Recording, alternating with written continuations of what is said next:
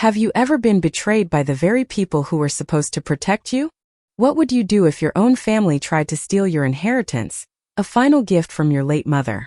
Stay with me to hear a story of profound betrayal, inner strength, and the fight for what is rightfully yours. My name is Doris and I am 27 years old. Nothing could have prepared me for the pain of finding my father and stepmother rifling through my late mother's lockbox in our family home. The betrayal cut deeper when I overheard them discussing their scheme to force me to share my inheritance with my step-siblings. My mother had left me a substantial sum, protected in a trust until I turned 25. Now they wanted to take what was rightfully mine. If you have ever experienced family betrayal over money, let me know where you are watching from. Please subscribe and give this video a thumbs up if you have ever had to protect what is yours from people who were supposed to protect you. I grew up in what I thought was a loving home in a quiet suburban neighborhood in Connecticut. My childhood was filled with happy memories of family picnics, beach trips, and holiday celebrations. My mother, Elaine, was a successful attorney specializing in corporate law. She was brilliant, compassionate, and always made time for me despite her demanding career. My father, William, worked as a financial advisor at a mid-sized firm. They seemed to have the perfect marriage, balancing careers and family life seamlessly. Our home was always warm and welcoming. I remember how my mother would come home from long days at the office but still make time to help me with homework or bake cookies together on weekends. She taught me the value of education, independence, and standing up for myself. My father was more laid back but supportive in his own way. He coached my soccer team and taught me how to ride a bike. We were a tight-knit family of 3, and I never felt like I was missing anything. Everything changed when I was 16. My mother was diagnosed with aggressive breast cancer. The doctors initially gave her a positive prognosis, but the disease progressed rapidly. Within 8 months she was gone. The loss devastated both my father and me. I watched him cry for the first time at her funeral, and we both struggled to navigate our new reality without her. What I did not know then was that my mother, being the meticulous planner she always was, had prepared for every possibility. She had updated her will shortly after her diagnosis. As a successful attorney, she had accumulated significant assets over her career. She left the majority of her estate to me in a trust that would become accessible when I turned 25. My father received their home and a smaller portion of her financial assets. Just 18 months after my mother passed away, my father announced he was dating someone new. Her name was Vanessa, a divorced woman he had met through a mutual friend. I was still deep in my grief, but I tried to be supportive. My father deserved happiness, and I wanted to believe that was what my mother would have wanted for him too. They dated for only 6 months before getting married in a small ceremony. I forced a smile throughout the day, but inside I felt like my mother was being erased. Vanessa moved into our family home along with her 3 children from her previous marriage: Tyler, who was 17, Grace, who was 15, and Jacob, who was 12. Suddenly, our quiet home was filled with noise and chaos as our families merged. At first, Vanessa was cordial and seemed to make an effort. She would ask about my day and try to include me in family activities. Her children were less welcoming. Tyler and Grace made it clear they had no interest in gaining a new sister, while Jacob was more neutral, mostly keeping to himself with his video games and books. During these early days, my father still made time for just the 2 of us. We would go for breakfast on Saturday mornings or catch a movie, maintaining some semblance of our previous relationship. He would check in about school and my plans for college. My mother had set aside money specifically for my education, so financially that was secure. But I still valued his guidance and support. I learned from the family attorney that my mother had created a trust fund that contained the bulk of her estate, approximately $1.8 million. The money came from her successful law career, smart investments, and a life insurance policy. The trust was structured so that I could not access it until I was 25, with the exception of educational expenses. My father was initially named as the trustee, but after his remarriage, the responsibility transferred to the family attorney as specified in the terms of the trust. My relationship with my father remained relatively stable for the first 2 years after my mother died. He grieved alongside me, sharing stories about her and ensuring that her memory remained alive in our home. When he started dating Vanessa, He was careful to introduce her slowly into my life, and he reassured me that no one would ever replace my mother. The last conversation I had with my mother before she passed away was about my future. She made me promise to pursue my education and become independent. She told me she had made arrangements to ensure I would be financially secure, but she emphasized that money was just a tool, not a measure of happiness. She said, "Doris, whatever happens, remember that you are strong. You have my spirit in you. Never let anyone make you feel small or unworthy." At the time, I did not fully understand the weight of her words or why she felt the need to tell me this. Looking back, I wonder if she somehow anticipated the challenges I would face within my own family. The honeymoon phase of my father and Vanessa's marriage did not last long. About 6 months after they wed, I began noticing subtle changes in the household dynamics. Vanessa gradually shifted from being politely friendly to displaying an underlying tension whenever we interacted. Her smile no longer reached her eyes, and her questions about my life felt more like interrogations than genuine interest. The first major incident occurred during dinner one evening when I mentioned that I had been accepted to Cornell University, my mother's alma mater. Instead of celebrating with me, Vanessa immediately brought up the cost of Ivy League tuition and questioned whether it was a prudent financial decision. When I explained that my mother had set up a college fund specifically for this purpose, her expression soured. "How convenient for you," she remarked, glancing at my father. "Meanwhile, we have to figure out how to afford community college for Tyler next year." My father shifted uncomfortably in his seat but said nothing to defend me. That was the first time I noticed his allegiance beginning to sway away from me. As the months passed, the preferential treatment toward Vanessa's children became increasingly obvious. New gaming systems appeared for Tyler, expensive clothes for Grace, and the latest technology for Jacob. Meanwhile, when I needed a new laptop for school, my father suggested I use part of my mother's money rather than the family budget. The house itself began to transform. Family photos featuring my mother slowly disappeared from walls and shelves, replaced by new pictures of my father with Vanessa and her children. When I questioned this, Vanessa claimed she was creating a cohesive family environment and suggested I was living in the past. My father once again remained silent. By the time I left for college, I was relieved to escape the tension at home. I deliberately chose to stay in the dorms even though our house was only a 30-minute drive from campus. During holidays and breaks, I would visit for the minimum acceptable time before making excuses to leave. Each visit felt more strained than the last. Family dinners became battlegrounds of passive-aggressive comments. Vanessa would frequently bring up financial struggles, making pointed remarks about the cost of groceries with 3 extra teenagers in the house, despite the fact that my father's income, combined with her own job as a real estate agent, should have been more than adequate. She would sigh dramatically while discussing college saving plans for her children. "It's just so hard to give them the opportunities they deserve," she would say, looking pointedly at me. "Some people are just luckier than others, I guess." Tyler and Grace began mirroring their mother's attitude toward me. Tyler would make snide comments about my privileged life and how I had it easy. Grace was less direct but equally cold, excluding me from conversations and rolling her eyes whenever I spoke. Only Jacob maintained a neutral stance, occasionally offering a sympathetic glance when no one was looking. During my sophomore year of college, Vanessa began explicitly bringing up my inheritance. It started with casual questions about the trust, how it was structured, and when I would gain access to it. When I remained vague in my responses, her approach became more direct.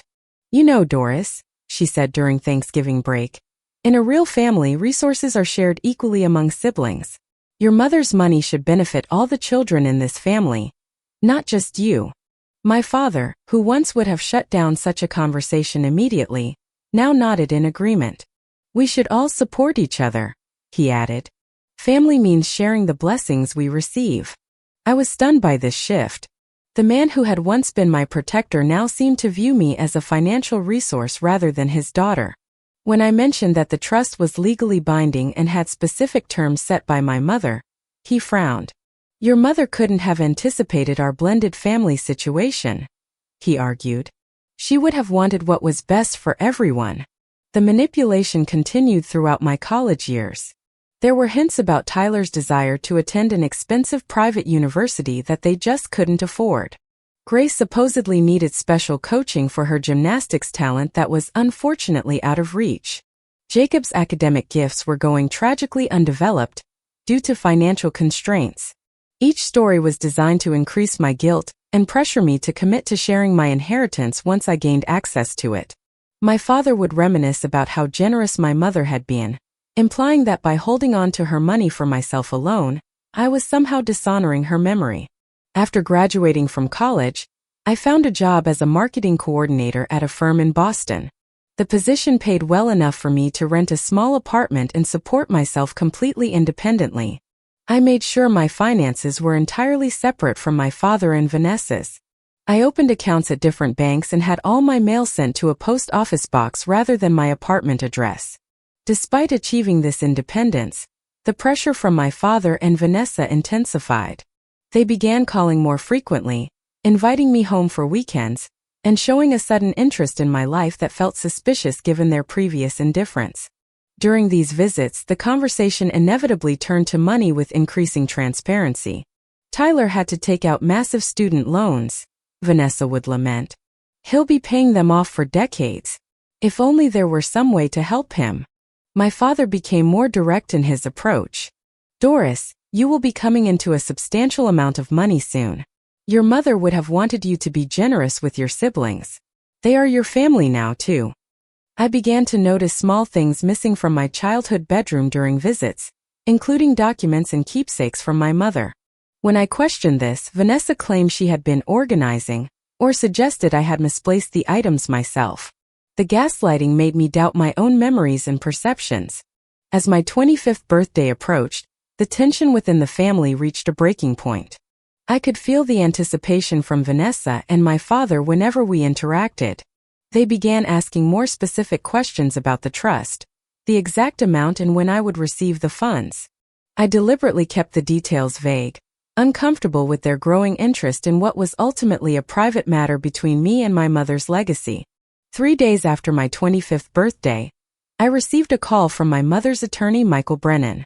He informed me that as stipulated in the trust, I now had full control of my inheritance, a total of $1.8 million.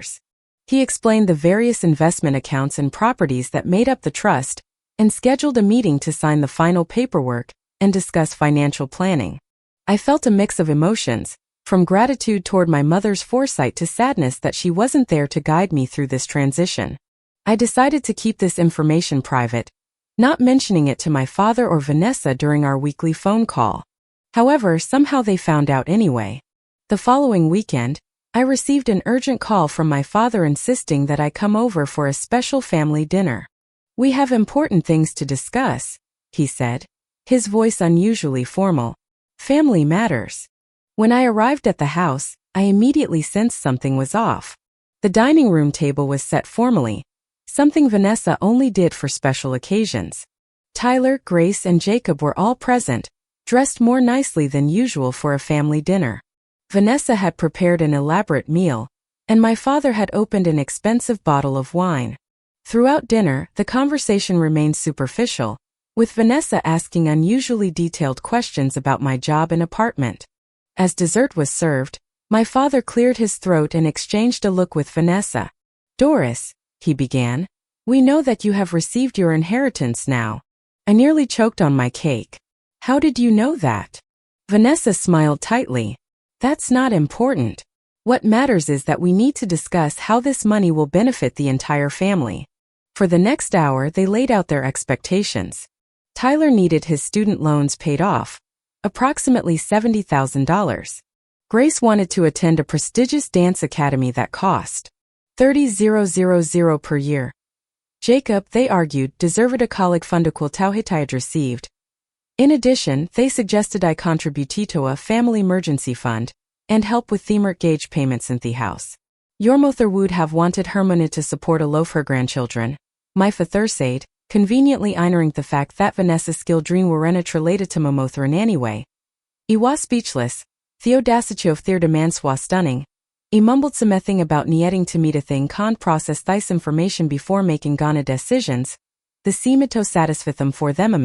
Though Vanessa skulle hata triumphant get that mad immediately uncomfortable. Later that evening, I went upstairs to my old room to collect some remaining belongings that a zippa said me father. Shum office I heard hushed voices inside. The door was slightly ajar, and I couldn't help but pause when I heard mine mentioned. Dora seemed hesitant.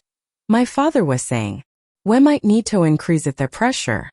She'll cave, Venus replied confidently. She's always been too soft, just like her mother. A little guilt go along. I stood frozen outside the door, hardly believing what was hearing. I still think she aim for half, Vanessa continued. 30,000 per year. Jacob, they argued, deserved a college fund equal to what I had received. In addition, they suggested I contribute to a family emergency fund and help with the mortgage payments on the house. Your mother would have wanted her money to support all of her grandchildren, my father said, conveniently ignoring the fact that Vanessa's children were not related to my mother in any way. I was speechless. The audacity of their demands was stunning. I mumbled something about needing time to think and process this information before making any decisions. This seemed to satisfy them for the moment, though Vanessa's smile had a triumphant edge that made me deeply uncomfortable. Later that evening, I went upstairs to my old bedroom to collect some remaining belongings. As I passed my father's home office, I heard hushed voices inside. The door was slightly ajar, and I couldn't help but pause when I heard my name mentioned. Dora seems hesitant, my father was saying. We might need to increase the pressure. She'll cave, Vanessa replied confidently. She's always been too soft, just like her mother. A little guilt goes a long way. I stood frozen outside the door, hardly believing what I was hearing. I still think we should aim for half, Vanessa continued. 30,000 per year. Jacob, they argued, deserved a college fund equal to what I had received. In addition, they suggested I contribute to a family emergency fund and help with the mortgage payments in the house. Your mother would have wanted her money to support all of her grandchildren, my father said, conveniently ignoring the fact that Vanessa's children were not related to my mother in any way. I was speechless. The audacity of their demands was stunning. I mumbled something about needing to meet a thing can't process this information before making gonna decisions. The seemed to satisfy them for the moment, though Vanessa skulle hata triumphant get that mad immediately uncomfortable. Later that evening, I went upstairs to my old room to collect some remaining belongings that a zippa said me father. Shum office I heard hushed voices inside. The door was slightly ajar, and I couldn't help but pause when I heard mine mentioned. Dora seemed hesitant. My father was saying, we might need to increase the pressure. She'll cave, Venus replied confidently. She's always been too soft, just like her mother. A little guilt go along. I stood frozen outside the door, hardly believing what was hearing. I still think she aim for half, Vanessa continued. 900,000 would set up all 3 kids for life. She still gets to keep plenty. I agree, my father replied.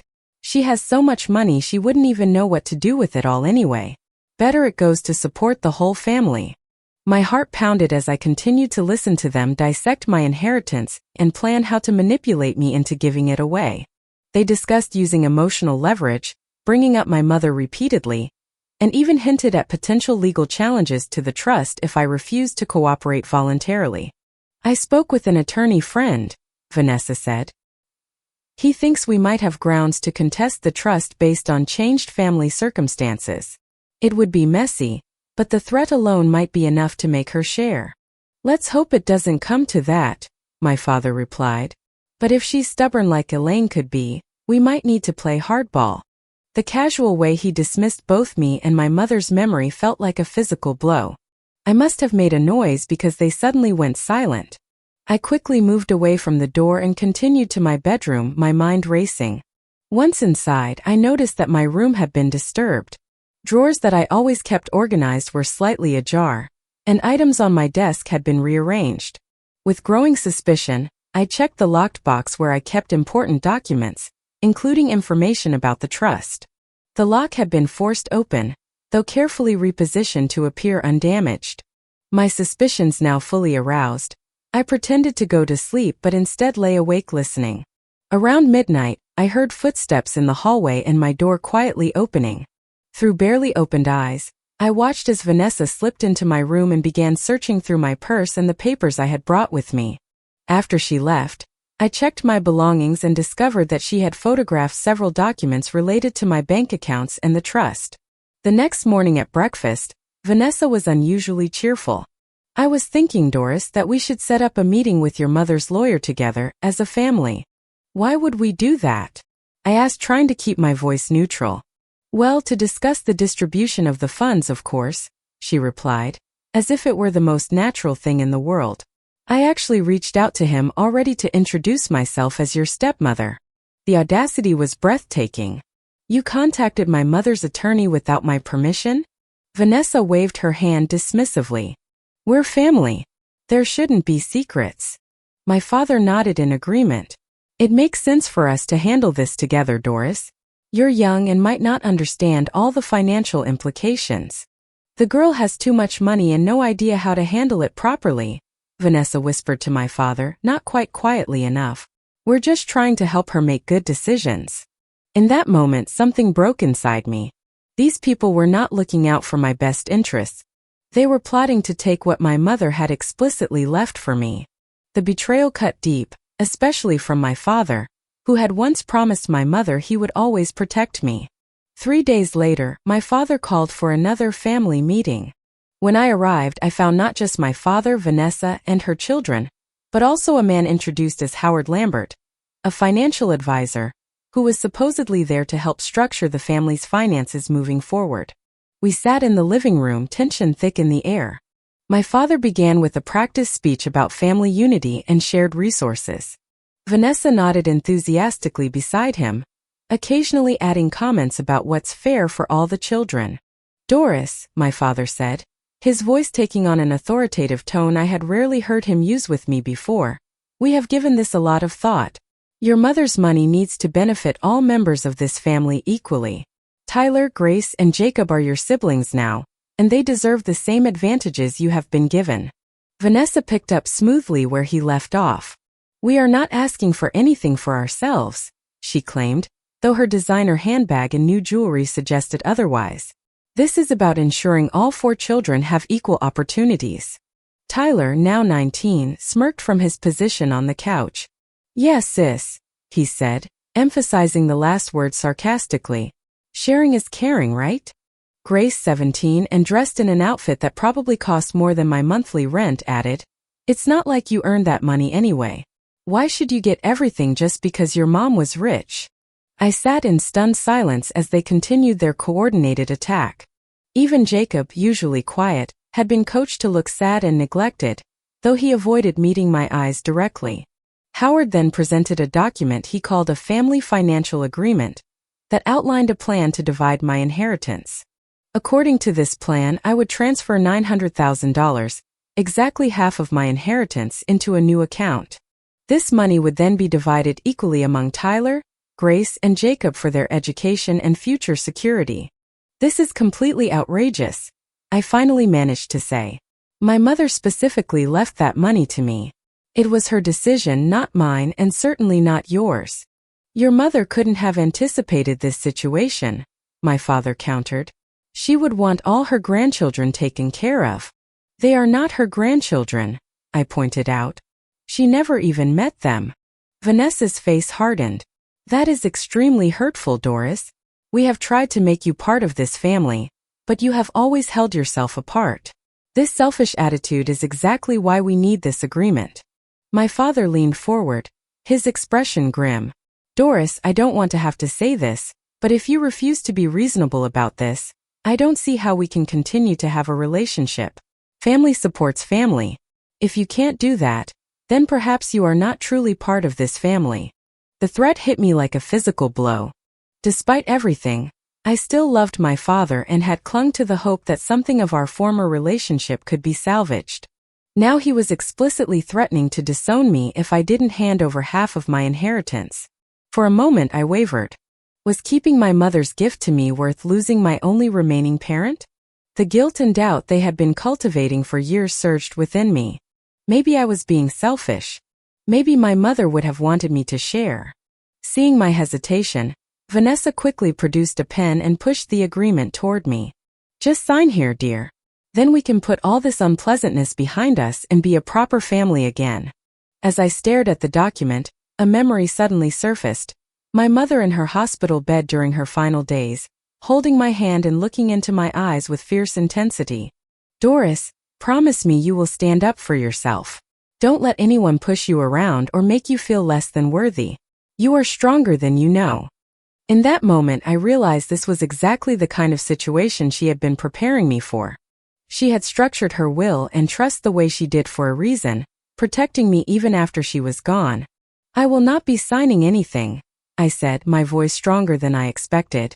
This money was left to me by my mother, and I intend to respect her wishes. My father's face darkened with anger. This is disappointing, Doris. Very disappointing. I thought you understood the importance of family. I do understand family, I replied. Real family doesn't try to manipulate and threaten each other. You leave us no choice then, he said coldly. We have already spoken with an attorney who believes we have grounds to challenge the trust. Your mother was not in her right mind when she updated her will during her illness. The casual cruelty of this statement, the willingness to tarnish my mother's memory and mental capacity for financial gain, was the final straw. Any lingering doubt I had about my decision vanished. Are you actually suggesting that Mom was not competent when she made her will? I asked incredulously. Mom, the corporate attorney who continued working cases until 3 weeks before she died. That Mom. Grief does strange things to people, Vanessa interjected smoothly. The court will understand that she wasn't thinking clearly about the future needs of the entire family. I looked at my father, searching for any sign of the man who had loved my mother, who had promised to protect me. Instead, I saw only a stranger, a man so thoroughly under Vanessa's influence that he was willing to betray both his late wife and his daughter. I think this meeting is over, I said, standing up. And I think it would be best if I left now. If you walk out that door without signing, my father warned, don't expect to be welcomed back. I paused at the doorway and looked back at the people who were supposed to be my family. You know what hurts the most? Not the fact that you want my money, but that you think so little of me, that you believed I wouldn't see through this. As I walked to my car, I felt a strange mixture of devastation and relief. The family I had once known was gone, but at least I was no longer living in denial about it. I drove away from my childhood home in tears, barely able to see the road. When I reached a nearby park, I pulled over and called the only person I knew would understand. My college roommate and best friend, Sarah. She had seen me through the worst days after my mother's death, and the struggles with my new blended family. They did what? Sarah exclaimed after I recounted the afternoon's events. Doris, that is beyond manipulation. That is borderline criminal. Her outrage was validating. Part of me had worried that perhaps I was overreacting or being selfish, as my father and Vanessa had suggested. You need a lawyer, Sarah said firmly. Not just any lawyer, but someone who specializes in trusts and estate law. Actually, I might know someone who can help. My aunt, Catherine Wallace, is a family law attorney in Boston. Let me call her. The next morning, I met with Catherine in her downtown office. She was a striking woman in her 50s with keen eyes that missed nothing. I explained my situation, including the details of my mother's trust, my father and Vanessa's demands, and their threats to challenge the trust in court. Catherine listened carefully, taking notes and occasionally asking clarifying questions. When I finished, she sat back in her chair with a thoughtful expression.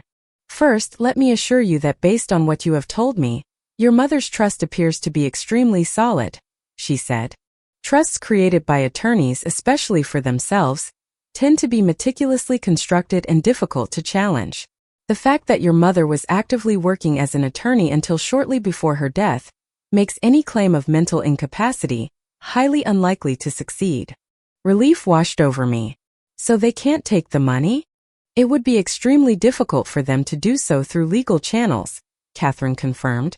However, that doesn't mean they won't try to use emotional manipulation or other tactics to get you to voluntarily give them what they want. We spent the next 2 hours discussing strategies to protect both my assets and myself. Catherine helped me understand the legal and financial aspects of my inheritance, and advised me on how to secure my accounts and personal information. She also recommended that I hire a private investigator to look into Vanessa's background, suggesting that people who engage in such manipulative behavior often have histories of similar conduct. The investigator's report arrived a week later, and the findings were illuminating. Vanessa had a history of financial issues, including a bankruptcy 5 years before meeting my father. More concerning was a previous legal case where she had been accused of financial manipulation by her former in-laws. The case had been settled out of court, but the pattern was clear. Further investigation revealed that my father and Vanessa were in significant financial trouble. Despite my father's career as a financial advisor, he had made several poor investment decisions, losing a substantial amount of money in a speculative real estate venture. Additionally, Vanessa's real estate career was not as successful as she portrayed, with her income having dropped significantly in recent years. The most disturbing discovery was evidence that they had attempted to access information about my trust even before I turned 25. The investigator found emails between my father and a lawyer friend, discussing potential ways to accelerate access to the trust funds. There were also records of Vanessa calling my mother's law firm multiple times, posing as my guardian, and requesting information about the trust. Armed with this information, I felt both vindicated and deeply saddened. The father I had known and loved seemed completely gone, replaced by someone willing to betray his own daughter for financial gain. It was clear that I needed to take decisive action to protect myself and my mother's legacy. With Catherine's guidance, I drafted a formal legal letter to my father and Vanessa. The letter firmly established that 1. I was aware of their attempts to access my trust without authorization. 2. Any further attempts would be met with appropriate legal action. 3. They were to return all documents and information related to my financial affairs that they had obtained without my consent. And 4. All communication regarding financial matters should go through my attorney rather than directly to me. Catherine advised me to deliver the letter by certified mail, so there would be a record of receipt. She also helped me set up additional security measures for my accounts, including changing banks, establishing new passwords, and placing fraud alerts on my credit report. Remember, Doris, Catherine said as we finished putting these protections in place, what they are doing is not just morally wrong, it is potentially illegal.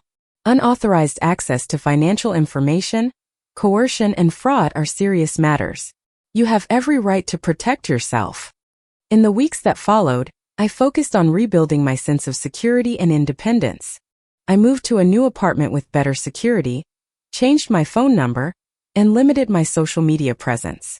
I also began working with a financial advisor recommended by Catherine to develop a plan for managing my inheritance responsibly.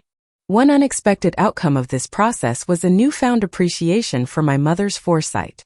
Through her careful planning, she had not only provided for my financial security, but had also protected me from the very situation I now faced. The structure of the trust, with its specific age requirements and professional trustee, had been designed to shield me until I was mature enough to handle both the money and the potential complications it might bring. As I reviewed the trust documents with my new financial advisor, I discovered notes my mother had included explaining her decisions. One passage in particular brought tears to my eyes. I established this trust for my daughter, Doris, with the hope that it will provide her with security and opportunities, but never burden or define her. May she use these resources to build a life of purpose and joy, knowing she is loved unconditionally. These words strengthen my resolve. I would not allow my father and Vanessa to pervert my mother's intentions or use her gift as a weapon against me. With this clarity, I prepared myself for what I knew would be an inevitable confrontation. 2 weeks after sending the legal letter, I received a flurry of angry texts and voicemails from both my father and Vanessa. They ranged from indignant denial to wounded accusations of betrayal. I did not respond to any of them, following Catherine's advice to maintain communication boundaries. Finally, my father sent a message that could not be ignored. We need to talk in person. This family situation has gone too far. We will be at home on Saturday at 2. Please come alone. Catherine strongly advised against meeting them without legal representation. This has all the hallmarks of an ambush, she warned. They will try to emotionally manipulate you, and without a witness, they can later misrepresent what was said. We agreed that Catherine would accompany me to the meeting. When we arrived at my childhood home, the surprise and dismay on my father and Vanessa's faces at seeing Catherine was almost satisfying. They had clearly expected to deal with me alone. "Who is this?" Vanessa demanded, blocking the doorway. "This is Catherine Wallace, my attorney," I replied calmly. "She will be joining us for this conversation."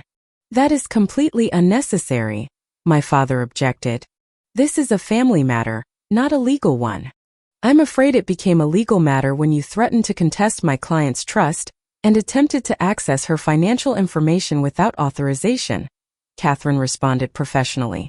"Shall we proceed with the meeting, or would you prefer to reschedule?" Reluctantly, they allowed us inside. The living room was tense, with Tyler and Grace sitting on one couch looking hostile, while Jacob sat quietly in a corner armchair, eyes downcast. My father and Vanessa took positions of authority in the center of the room. "Doris," my father began, his tone a mixture of anger and forced reasonableness, "this situation has gotten completely out of hand. Bringing lawyers into a family discussion is excessive and hurtful." "I agree that this situation is unfortunate," I replied, keeping my voice steady despite my racing heart. "But I felt I needed representation after discovering your plans to contest my mother's trust and your unauthorized access to my financial information." "That is ridiculous," Vanessa interjected. "We were simply trying to help you make good financial decisions. You are twisting our intentions." "Am I?" I asked, opening the folder I had brought. "Because I have copies of emails between Dad and his lawyer friend discussing ways to accelerate access to my trust before I turned 25. I also have phone records showing you called my mother's law firm multiple times pretending to be my guardian." The color drained from Vanessa's face while my father shifted uncomfortably. "You had us investigated?" he asked incredulously. "Your own family?" "I needed to understand what I was dealing with," I replied. "And what I discovered was disturbing, to say the least." Catherine then methodically presented the evidence we had gathered, including documentation of their financial difficulties, Vanessa's history of similar behavior with her former in-laws, and the detailed plans they had made to pressure me into giving them half of my inheritance. As the evidence mounted, their denials became less convincing. Tyler and Grace watched with growing alarm, while Jacob seemed unsurprised, confirming my suspicion that he had been aware of what was happening all along. "This is all a misunderstanding," my father attempted, his voice lacking conviction. "We only wanted what was best for the whole family." "No," I said firmly. "You wanted what was best for yourselves. You were willing to betray me and disrespect my mother's memory for money. That is not family." Vanessa's facade finally cracked. "You think you're so much better than us with your fancy trust fund and your high and mighty attitude. You have never accepted us as family. You have always looked down on my children." "That is not true," I countered. "I tried to build relationships with everyone here. But from the beginning, I was treated as an outsider and a potential source of money, nothing more." "What do you expect us to do?" my father asked, his tone turning pleading. "We have financial obligations, 3 children to put through college. Your mother left you more than you could possibly need." "That was her choice," I replied. "And it is not my responsibility to fund your lifestyle or your children's education. My mother provided for me because she was my mother. She had no obligation to provide for your new family." The conversation continued to deteriorate, with Vanessa becoming increasingly hostile, and my father alternating between anger and manipulation, trying to appeal to my sense of guilt and family obligation. Catherine remained a calm, stabilizing presence, occasionally interjecting to keep the discussion from becoming too heated or straying into legally problematic territory. Finally, I had heard enough. I did not come here to argue or to be guilt. I came to make my position clear. I will not be sharing my inheritance with you or your children. Any further attempts to access my finances or challenge my mother's trust will result in legal action. And given what I now know about how you truly feel about me, I think it is best if we no longer have contact." "You would cut off your own father?" my father asked, seemingly genuinely shocked. "You threatened to cut me off if I didn't give you half of my inheritance," I reminded him. "You were willing to tarnish my mother's memory by claiming she was not mentally competent when she made her will." You chose money over our relationship long before today. Vanessa scoffed. Fine, walk away. But don't come crawling back when you realize how lonely life is without family. Real family doesn't treat each other this way, I said, rising to leave. Real family protects each other, supports each other's growth and independence. What you have shown me is not family. It is exploitation. As Catherine and I moved toward the door, a quiet voice spoke up from the corner of the room. She's right. Everyone turned to look at Jacob, who stood up, his expression resolute despite his obvious nervousness. You have been planning this for years, he said, looking at his mother. I heard you and William talking about Doris's money even before you got married. You said she was our ticket to an easy life. Jacob, Vanessa hissed. Be quiet. But Jacob continued. I'm sorry, Doris. I should have said something sooner, but I was afraid. The revelation hung in the air, confirming everything I had suspected and more. My father couldn't meet my eyes, his guilt finally evident. Thank you for your honesty, Jacob, I said softly. It means a lot. As we left, I felt a complicated mixture of pain and liberation. The family I had once known was gone, but with that loss came freedom from manipulation and false expectations. I was now truly on my own. But perhaps that was better than being surrounded by people who saw me only as a means to financial gain. The truth hurts, Catherine said gently as we drove away. But it also sets you free.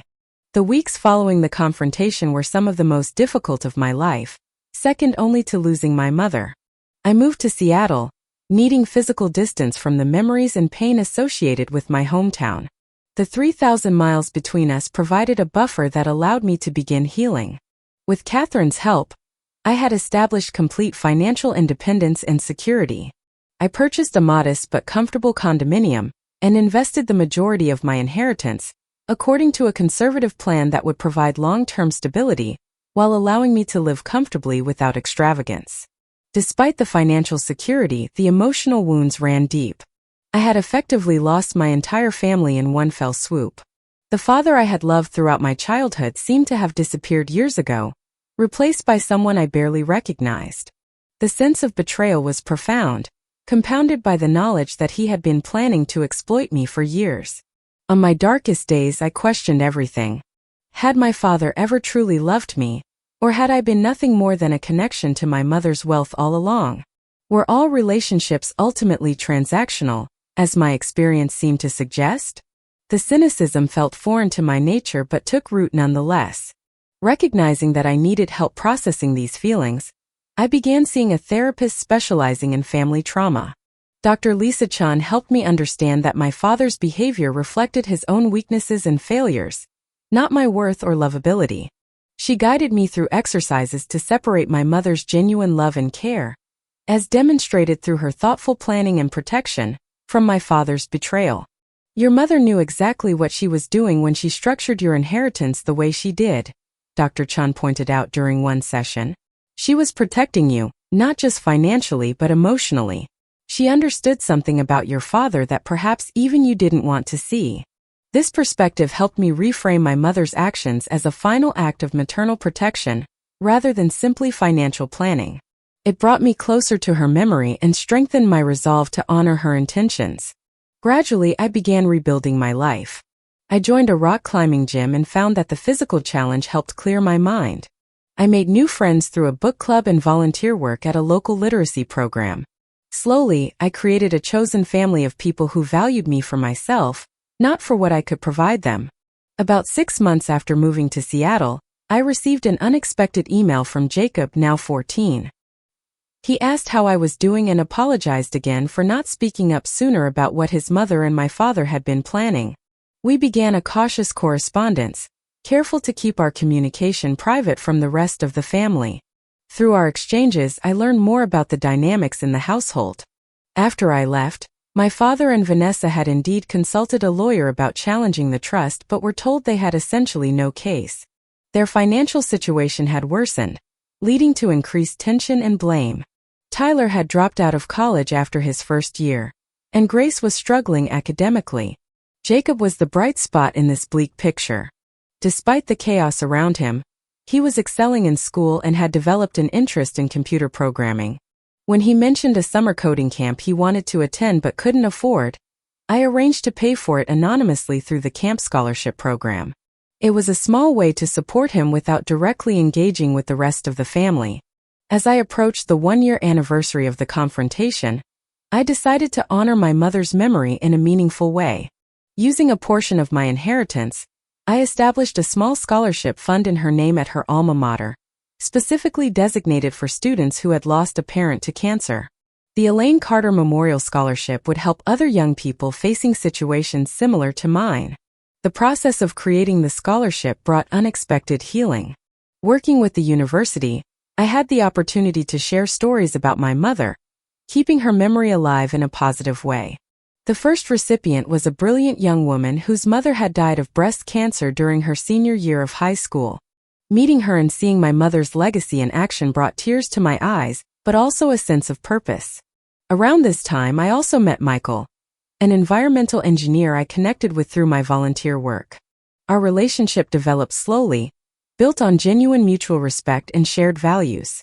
When I eventually shared my full story with him, his response was compassion without pity, understanding without judgment. His healthy relationship with his own family also helped restore some of my faith in family bonds. Nearly 2 years after our confrontation, I received a letter from my father. Unlike his previous communications, which had been demanding or manipulative, this one seemed genuinely reflective. He acknowledged his failures as a father, admitted that he had allowed Vanessa to influence him against his better judgment, and expressed regret for betraying both me and my mother's memory. "I don't expect forgiveness," he wrote toward the end, "but I want you to know that I recognize the harm I caused, and I am deeply sorry. You deserved better from me." The letter stirred complicated emotions. Part of me wanted to believe in his sincerity and longed for reconciliation. Another part remained wary, questioning whether this was yet another attempt at manipulation. After careful consideration and discussion with Dr. Chun, I decided to respond with a brief acknowledgement but maintain my boundaries. "I appreciate your apology," I wrote back. "I hope you find peace and healing in your life. I have found mine by honoring my mother's wishes and building a life of integrity and purpose." I did not offer reconciliation or a renewed relationship. The trust that had been broken was not easily repaired, and I had learned the value of protecting my peace and well-being. Forgiveness, I discovered, did not necessarily mean allowing someone back into your life, especially when they had proven themselves willing to cause harm. The most profound lesson I learned through this painful journey was about the true meaning of family. Family is not defined by blood or legal ties, but by love, respect, and mutual support. It is found in the people who stand by you, who value you for yourself rather than what you can provide, and who contribute positively to your growth and happiness. I also learned about the importance of boundaries and self-advocacy. My mother had tried to teach me this before she died. And through this experience, I finally understood the depth of her wisdom. Standing up for yourself is not selfish. It is necessary. Protecting what is rightfully yours is not greed. It is self-respect. Perhaps most importantly, I learned that money itself is neutral. It is how people relate to it that reveals character.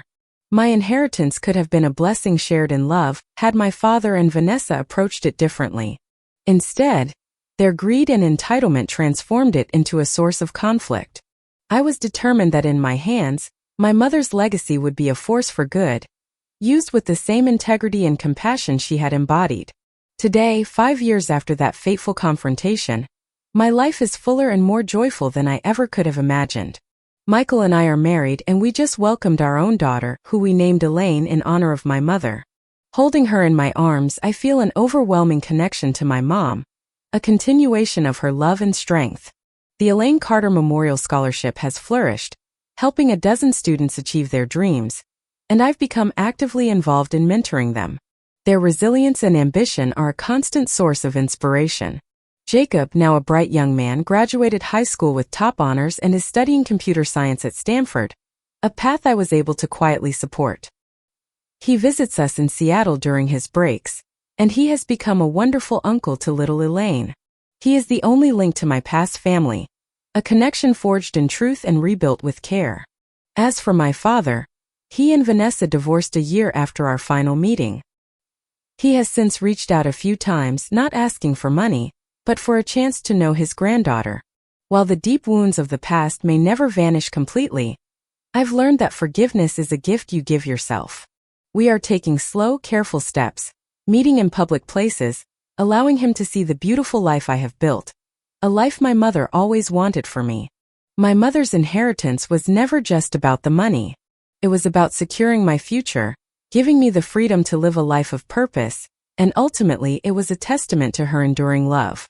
I have honored her legacy by creating a life filled with love, integrity, and a family of my own choosing. I've learned that you can't choose the family you are born into, but you can choose how you respond to their actions and who you allow to be part of your story. My story is one of resilience, and it has a happy ending. What are your thoughts on second chances in situations like this? Share your perspective in the comments below.